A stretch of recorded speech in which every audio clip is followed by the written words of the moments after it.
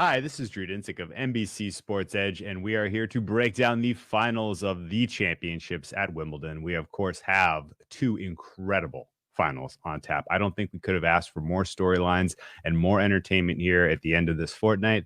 And let's start with the women's side, where we have two first-timers here in their first ever Slam finals in Kazakhstan's Elena Rybakina versus Tunisia's Ons Jabeur. Now, it is very tough for me to give you an unbiased handicap of this because I am a huge Ons Jabeur fan and stakeholder. She was my pick to win this tournament and holding some pretty lucrative tickets if she does in fact pull off the championship here. She is the odds-on favorite right now, -150 by most books out there.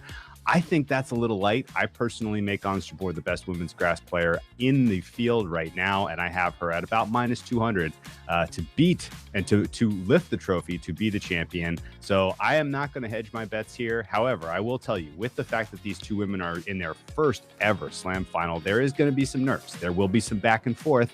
And in fact, both women produce very different types of tennis. So this should be an even match at times, and there will be opportunities to make live plays. And in fact, I think realistically, if you're going to get a plus money price on Jabeur at any time in this match, say she comes out a little slow, say Rybakina's serve is a little dynamic in the first set, I don't mind taking a live position on Jabeur at all. The total of 22 games feels very, very low to me.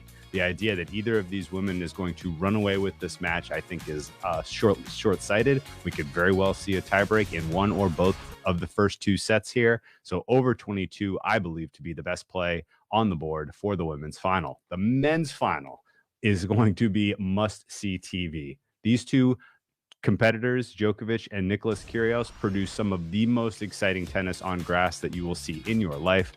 Djokovic riding a 38-match winning streak on center court at Wimbledon, going back to his defeat to Andy Murray in 2013. He has not lost a match on this court. And of course, he is carrying a grass tennis winning streak that goes back to 2018. He is the best grass player in the world, bar none.